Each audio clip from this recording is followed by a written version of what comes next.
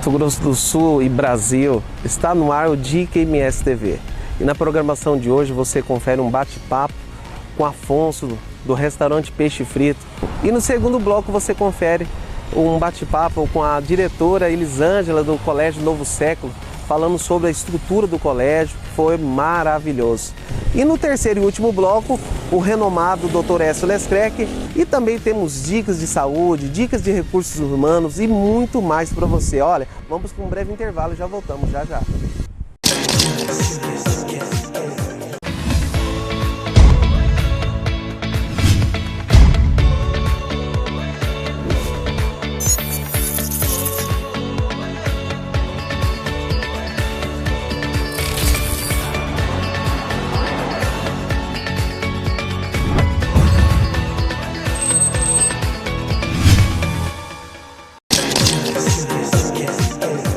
O programa Dica MS TV começa hoje falando de coisa boa. Estou aqui do lado do Afonso, no restaurante Peixe Frito. Vamos falar de comida hoje, né, Afonso?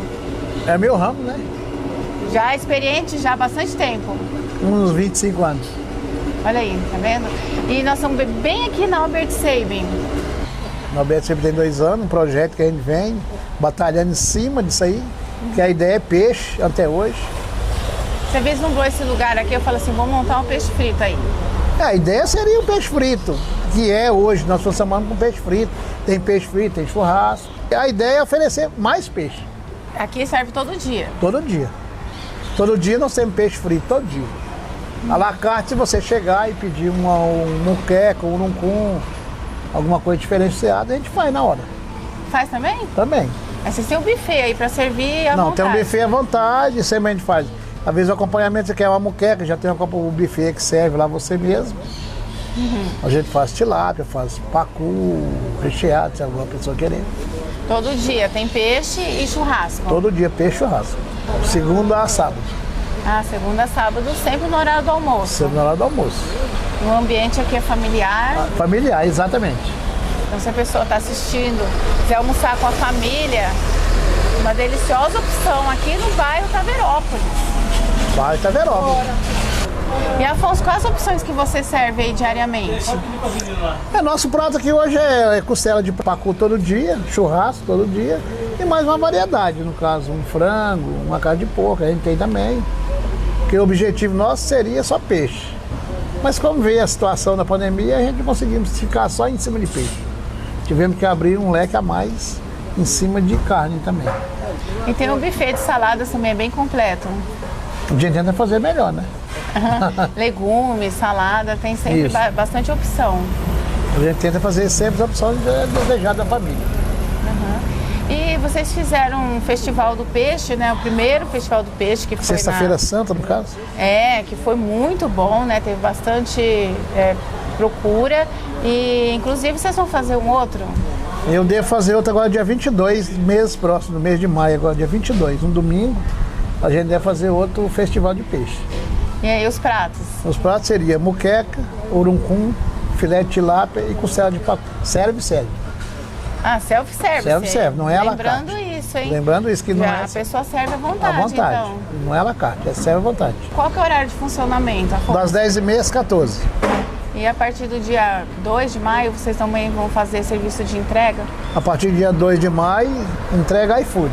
E Afonso, onde fica localizado aqui o restaurante Peixe Frito? O restaurante Peixe Frito fica localizado na Avenida Albert Sabin, bairro Taverópolis, em frente à escola JAP.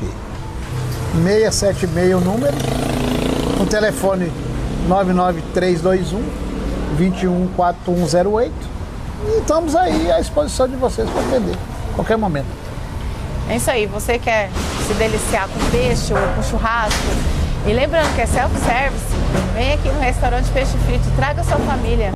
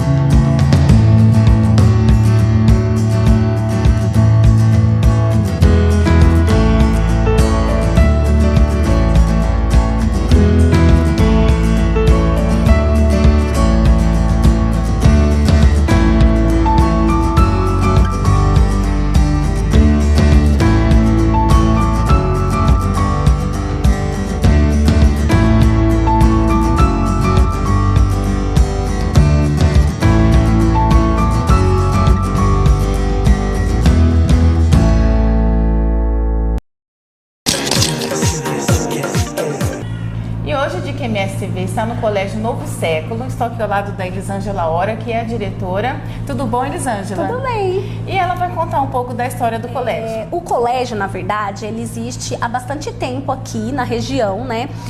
Desde 1999, na verdade, né? E com outro nome. Então, se chamava Centro Educacional Século XX, né? E aí, no finalzinho de 2019, os antigos sócios, eles surgiu a necessidade de venda do colégio, porque já estavam bastante idosos, na verdade, né? Ah, sim. E eu já sou da área de educação, né? Já trabalhava com isso há algum tempo e tinha um grande sonho de ter um colégio, né? E trabalhava juntamente com a minha sócia, Daiane, num outro colégio aqui de Campo Grande. E vista essa oportunidade, nós então empreitamos essa sociedade de assumir aqui a gestão do colégio. E aí foi em 2020, quando nós iniciamos já aqui com o colégio e mudamos para Colégio Novo Século. E pegamos a pandemia bem ali. Ai, nossa, Elisângela. Pegamos a pandemia. Que nos pegou de surpresa, né? A todos. Imagine o setor da educação, né? Pra gente foi ali um choque muito grande, porque nós entramos com o gás todo para trabalhar e tal, e quando tínhamos 3 meses, na verdade, né? Porque isso foi em março, as escolas foram fechadas, e aí toda essa novidade de ensino remoto, tudo novo para todo mundo, tanto para nós, professores, gestores, quanto para os pais, para os alunos. Então foi assim, tempos bem difíceis, mas que foram também assim tempos de bastante aprendizado e eu digo assim essenciais para o que a gente conseguiu ter hoje. E fala um pouco da estrutura. Vocês atendem quais idades? Então, hoje no colégio nós atendemos 3 segmentos, né? Nós já crescemos um pouquinho. Agora no ano de 2022 nós conseguimos inaugurar o nosso berçário, que a gente atende a partir dos 4 meses de idade até o 7º ano do ensino fundamental, séries finais, que nós estamos implementando ano a ano. Quando nós assumimos aqui a escola, só tinha até o 5º ano, séries iniciais, né, do fundamental.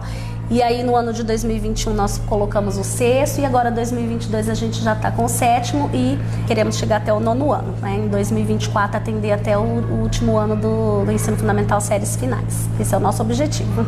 E qual que é a proposta pedagógica do colégio? Então, na verdade nós temos como base, né, a proposta tradicional de ensino, mas trazendo aquilo que a gente acha super relevante e o melhor do tradicional. Então a gente alia assim, né, uma cultura de rotina de estudo que vem da base tradicional, né? Uma cultura de organização de salas, né, de disciplinas, né, disciplinar também na escola, mas a gente entende que hoje em dia o aluno ele tem que ter mais protagonismo, né? Nós não estamos mais lidando com aquele tipo de aluno como nós fomos, né, na nossa época lá de escola. X, né? Isso, hoje em dia os alunos, as crianças, né, no geral, elas são muito ativas e assim, tudo querem para ontem. Então, colocar o professor para dar aula numa sala e deixar ali esperar que a criança fique 4 horas olhando para esse professor ali sentada não vai acontecer.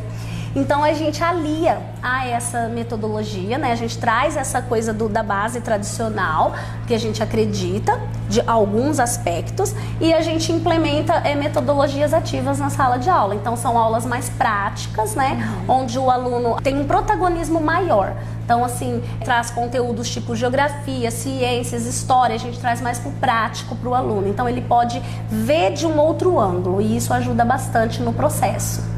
Hoje em dia é tudo mais fácil, às vezes, para o aluno buscar e tal, mas nem sempre o aluno é treinado para isso, né? Ele tem essa cultura de estudo. Igual aqui nós oferecemos um ensino integral, então eu tenho crianças que chegam na instituição 6h30, 6h40 e saem 6 da tarde. Então, praticamente, nós somos responsáveis por todo o processo de ensino-aprendizagem dessa criança, né? Ele tem pouquíssimo tempo com a família.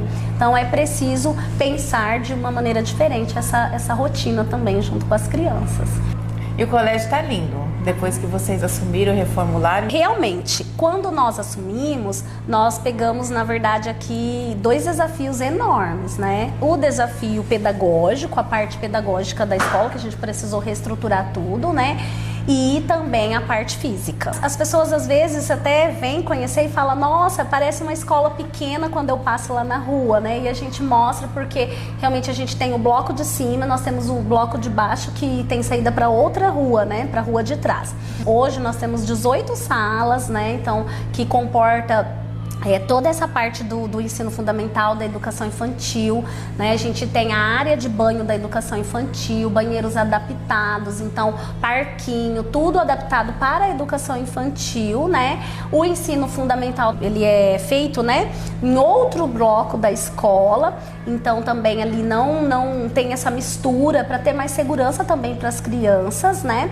E o berçário é um caso à parte, né? Um caso de amor à parte. Nós, na verdade, aproveitamos algumas salas que eram salas de administrativo, né? Contamos com a ajuda de uma arquiteta e ela fez toda essa remodelação. Então nós conseguimos ter uma sala de estimulação bem ampla, bastante colorida também, bem atrativa e segura, né? Porque o que a gente pensa quando a gente pensa na proposta de ensino do berçário, né? Que a criança ela precisa explorar. Então nós pensamos em um ambiente de total assim segurança para que essa criança possa explorar mesmo. Então ela engatinhar, ela vai começar a andar aqui com a gente, ela precisa ter esse ambiente todo pensado para ela. E aí também a gente tem a parte do lactário, né, onde é feita toda processada toda a alimentação da criança, as mamadeiras, tudo certinho. A parte do fraldário, que também só para o berçário, né? Então as outras crianças não têm acesso, é só para o berçário mesmo, tudo cuidado feito para eles também. E a sala de soninho, toda pensada. Nessa proposta da sala do soninho, a gente pensou numa proposta mais montessoriana, né? Nessa questão também de segurança, as caminhas, elas são todas no chão, caminhas estofadas, justamente para não ter risco de, às vezes, né, a criança começa a querer se levantar no berço, então isso poderia gerar algum risco para a criança de cair, alguma coisa assim, então a gente já pensou em tudo isso, por isso que é tudo feito para eles mesmo, do tamanho deles, na altura deles. Sim, hoje nós temos uma demanda muito grande pelo ensino integral. É um diferencial da nossa escola, porque nós atendemos todos os segmentos no ensino integral, desde o berçário até o ensino fundamental, né? E geralmente as escolas atendem mais o berçário ou a educação infantil então no integral. Isso é um diferencial. É bom até frisar, porque às vezes a mãe fala, é de manhã e agora é à tarde, onde eu vou deixar o meu filho, né? Aí precisa recorrer a ainda assim, a gente tem um diferencial de proposta do ensino integral. Por quê? O que acontece? Nesse ensino integral, a criança ela faz toda a parte da tarefa, o acompanhamento da tarefa é feito aqui conosco, com professores especializados, né? Então eu tenho professores pedagogos mesmo para acompanhar essa tarefa. Se o aluno precisa de um reforço, a gente já consegue dar esse reforço, principalmente de alfabetização, a gente já consegue dar esse reforço de alfabetização aqui na própria instituição, dentro da grade, dentro do horário, e no outro tempo da tarde ele participa de clubes pedagógicos. Então, assim, não é só recrear, são atividades artísticas, atividades esportivas, com fundamentação, né, para poder a criança atingir outras áreas, né, do conhecimento. Então, é um diferencial aqui do nosso colégio. E as atividades extracurriculares que as crianças têm? Então, hoje nós temos o judô, o balé e o futsal, que nós oferecemos como atividade extracurricular. No integral da minha educação infantil, o balé e o futsal já estão incluídos na grade curricular. Então, a criança que fica no integral da educação infantil, os meninos podem optar pelo futsal, as meninas pelo balé. Então, já é na grade, não é algo que, por exemplo, teria um custo a mais para as famílias. Não, já está incluído no valor do nosso integral. Assim como o almoço também já é uma coisa incluída, já não tem uma taxa extra, nada disso. Outro diferencial, porque geralmente as escolas cobram isso à parte. Você estava comentando sobre segurança. Nessa reforma que nós fizemos, nós também priorizamos essa questão, né? Todos os ambientes são monitorados, principalmente o berçário. O berçário, todos os espaços são monitorados, né? E assim, eu sou bastante Caxias com isso, eu fico assistindo a todo momento ali as imagens, porque você tem que estar, né, 100% seguro. E os pais, eles têm que sentir essa segurança, né? Então a família vai deixar o bebezinho aqui, precisa trabalhar, a mãezinha às vezes a adaptação é pior para a mãe do que para a criança, né? Todas as nossas salas de aula são climatizadas também, isso é um conforto a mais para as crianças, né? Nas divisões de coordenação, né? A gente tem coordenação por área também. Eu tenho uma coordenadora específica para o berçário e para a educação infantil, aí outra coordenação para o ensino fundamental, porque isso também traz uma proximidade maior da coordenação com os professores e com os alunos, né? O que também é muito válido para o processo de ensino-aprendizagem. Eli, para a pessoa que está assistindo, que até às vezes já conhece o colégio antes, vir aqui conhecer as novas instalações, a nova estrutura, onde que fica? Então, nós estamos na Avenida Bandeirantes, número 2855, aqui na Vila Jaci. Eu convido a todos a virem aqui ao colégio, conhecer esse novo modelo, na verdade, né? O colégio foi todo reformulado, tá todo remodelado, lindo, a estrutura tá ótima, incrível, né? Atende perfeitamente às necessidades dos alunos, das crianças. E aí eu convido todo mundo para vir tomar um café conosco e conhecer a nossa proposta pedagógica. Traga seu filho para esse novo século.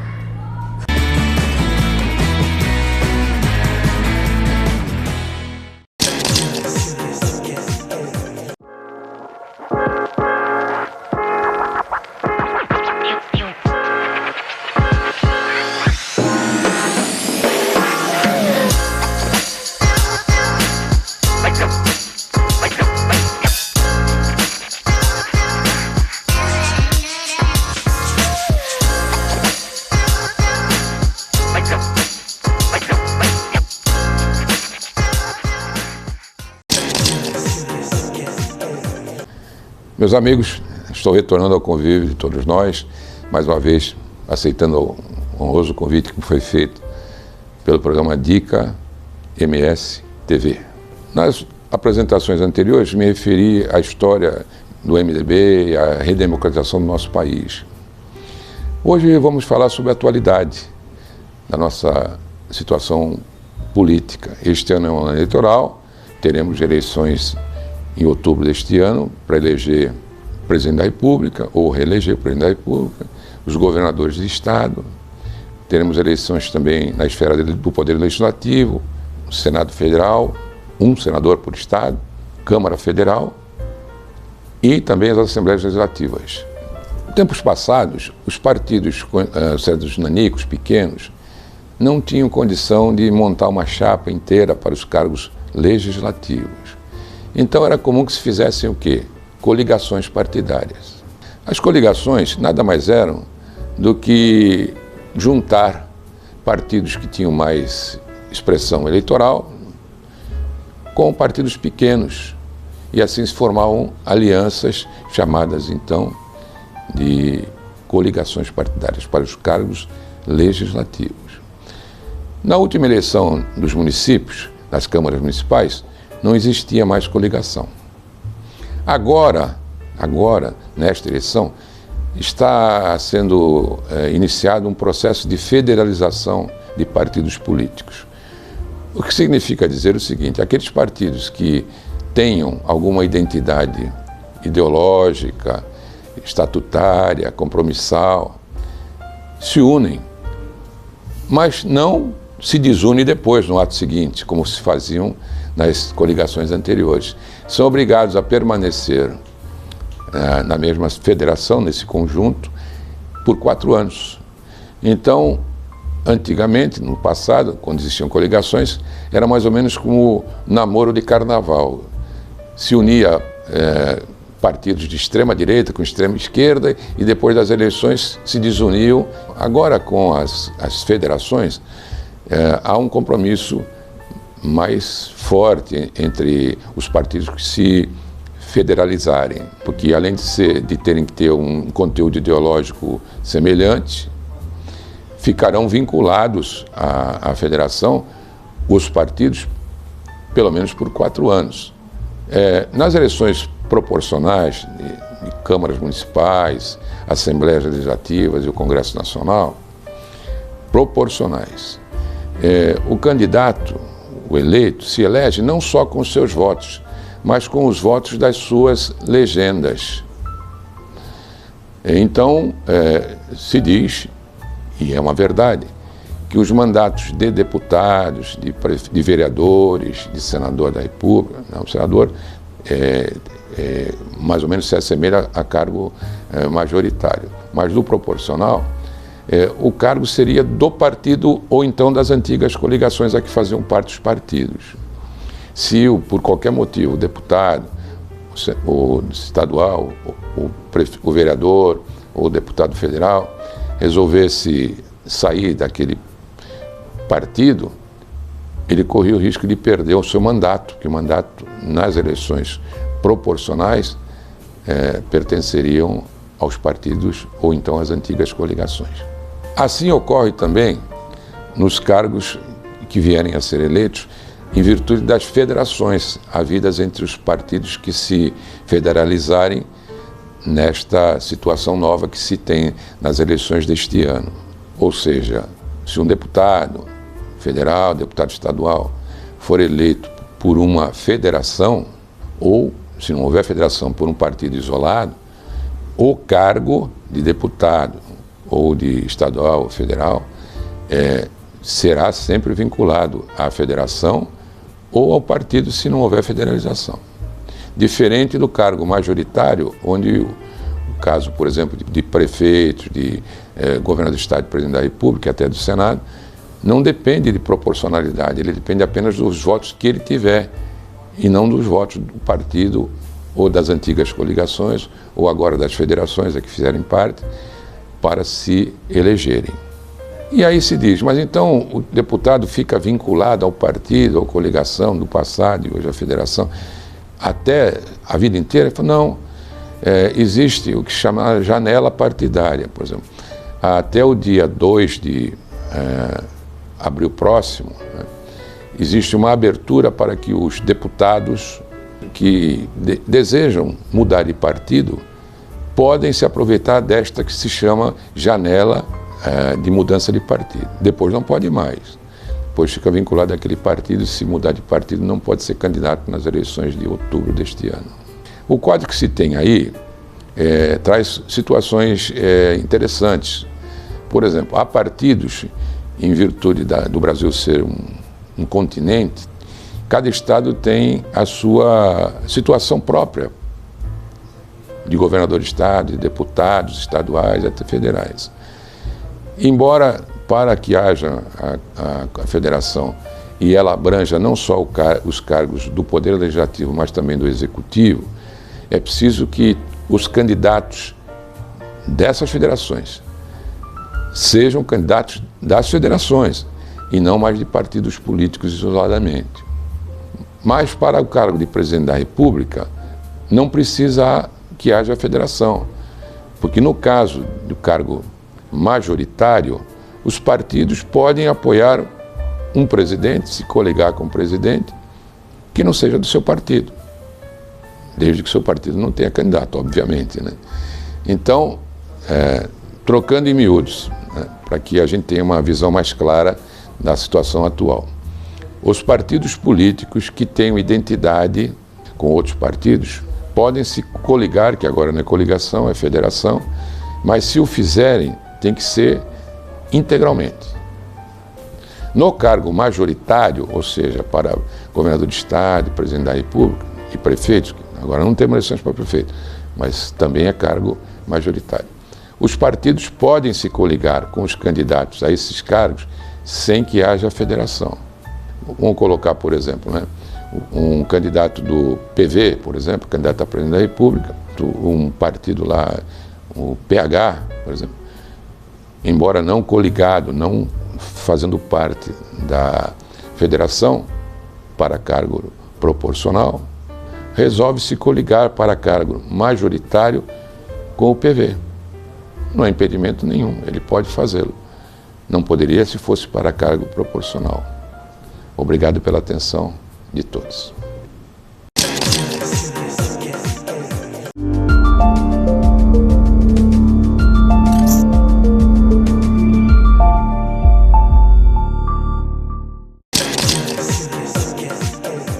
Vamos trazer hoje a primeira dica em termos de recursos humanos. Se refere a políticas de recursos humanos das organizações. As organizações têm que definir claramente quais são as suas políticas, ou seja, como elas deverão nortear o processo de escolha daquelas pessoas que irão trabalhar dentro das suas organizações. Terão que ser pessoas que estejam em consonância aos seus objetivos, pessoas que estejam comprometidas e que queiram realmente trabalhar naquilo que vai fazer a empresa progredir, a empresa crescer, a empresa tornar-se perene nesse mercado de trabalho que nós temos hoje. Então é fundamental se definir com clareza, com objetividade, com assertividade as políticas de recursos humanos de uma organização. Sem essa definição, todo o seguir daí para diante pode ficar com problemas, pode ficar complicado. Então é muito importante definir claramente que tipo de política de RH se terá nessa organização. Só assim é que realmente a organização terá condições de ter em seus quadros profissionais que sejam realmente profissionais abalizados, profissionais com competência técnica, com vontade e com habilidade para tocar, né, o negócio. Porque, na verdade, o que se faz é o quê? É tocar o negócio. Uma empresa é como se fosse uma orquestra. Precisa o quê? Ter ritmo, né? Então, o que é ter ritmo? É ter profissionais que estejam devidamente engajados no processo. Só assim essa empresa será, com certeza, uma empresa, uma organização, seja ela pública, seja ela privada, que estará atendendo os objetivos para os quais ela foi criada. É fundamental, então, a definição dessas políticas, que serão sempre políticas consoantes às diretrizes estratégicas da organização, ao seu planejamento estratégico, aquilo que ela quer no mercado, aquilo que ela quer no seu relacionamento com seus clientes, com seus usuários dos seus serviços. Tudo começa com a boa escolha de profissionais que irão compor o seu quadro de funcionários e de colaboradores, gerentes, enfim, de todos aqueles que fazem de fato a empresa acontecer. E o Dica MS TV vai ficando por aqui. Eu agradeço muito a sua audiência. Não deixe de entrar no nosso site dicamstv.com.br, também as nossas redes sociais, no Facebook, no Instagram, que é o Dica MS TV. O nosso programa é todos os dias aqui na TV Com, às 22h30, e na Com Brasil, toda quinta-feira, às 23h30, horário de Brasília. Um forte abraço a todos, fique com Deus.